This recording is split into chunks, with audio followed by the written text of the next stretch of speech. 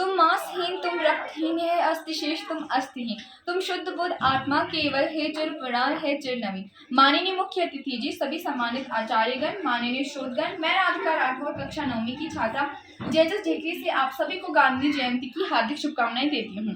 भारत के इतिहास में, भारत के साहित्य में जो सबसे बड़ा नाम आता है वह महात्मा गांधी जी का आता है। कोई भी क्षेत्र ऐसा नहीं जिसमें गांधी जी का योगदान न रहा हो। जब हम फिलॉसफी पढ़ेंगे तो गांधीयन फिलॉसफी के बगैर हमारी फिलॉसफी कंप्लीट नहीं होगी। जब हम इकोनॉमिक्स पढ़ेंगे तो गांधीयन इकोनॉमिक्स के बगैर हमारी कंप्लीट नहीं होगी। जब हम सोशलिज्म के बारे में पढ़ेंगे तो गांधीयन सोशलिज्म के बगैर हमारी सोशलिज्म की स्टडी कंप्लीट नहीं होगी। जब हम पॉलिटिकल साइंस पढ़ेंगे तो गांधीयन पॉलिटिकल थॉट्स के बगैर हमारी पॉलिटिकल साइंस कंप्लीट नहीं होगी। जब हम एजुकेशन के बारे में पढ़ेंगे तो गांधीयन बेसिक एजुकेशन के बगैर वो कंप्लीट नहीं होंगे।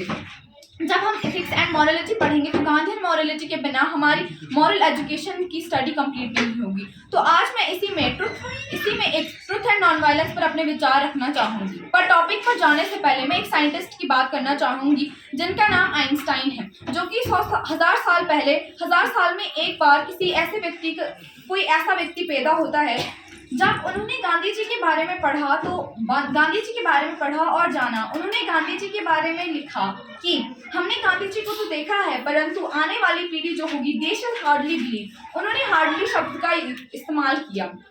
आने वाली पीढ़ी को यकीन करना मुश्किल होगा कि धरती पर ऐसा हाई मॉरलिटी वाला व्यक्ति भी पैदा हुआ था।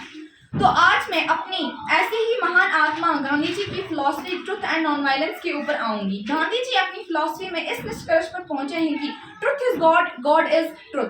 भगवान सत्य है और सत्य भगवान है, यानी ईश्वर सर्वव्यापी है, कण कण में ईश्वर है और प्रकृति के नियम और भगवान के नियम में कोई अंतर नहीं। गांधी जी सत्य से इतने प्रभावित थे कि उन्होंने अपनी जो बायोग्राफी है उसका नाम माय एक्सपेरिमेंट विद ट्रुथ रखा।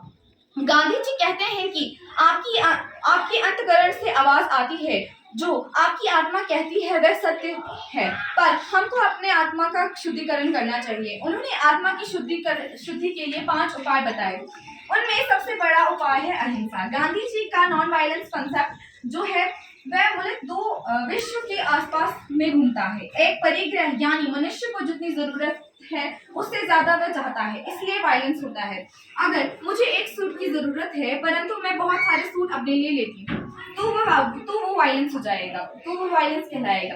राजा है, उसको अपने राज्य से संतुष्ट है, वह अपनी प्रजा को भी खुश रख सकता है, लेकिन वह दूसरे राज्य को भी अपने साथ लाना चाहता है, तो वह हिंसा होगी।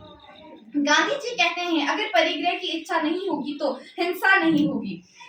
गांधी जी ने कहा कि मैंने दुनिया के सारे साहित्य पढ़े हैं परंतु जितनी प्रेरणा मुझे श्रीमद् भगवत गीता से मिली है उतनी प्रेरणा मुझे किसी और से नहीं मिली। और श्रीमद् भगवत गीता में जो अहिंसा परमो धर्म की बात कही गई है, तो गांधी जी का अहिंसावाद यहाँ से भी प्रभावित है। गांधी जी साथ में ये भी कहते हैं कि अगर मुझे कायरता और हिंसा में किसी को चुनना होगा तो चुनूंगा। हिंसा किसी भी तरीके की हो, चाहे वो शारीरिक तौर से किसी को नुकसान पहुंचाना हो या मानसिक तौर से किसी को नुकसान पहुंचाना हो, दोनों को ही हिंसा कहा जाएगा। गांधी जी का ट्रुथ एंड नॉन वायलेंस दोनों से इनसेपरेबल है, इनको हम अलग अलग नहीं देख सकते। ये दोनों एक ही है, यानी truth is God and God is truth. इसको हम अहिंसा के बगैर प्राप्त नहीं कर सकते। गांधी जी का जो सत्य और अहिंसा के विचार थे, उन्होंने इस विचार को क्रियान्वित भी अपने जीवन में किया।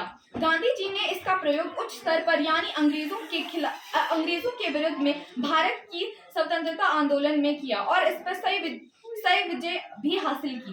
गांधी जी कहते हैं सत्य और अहिंसा जो है ये वीरों का कार्य है, ना कि कमजोर कायरों का काम है।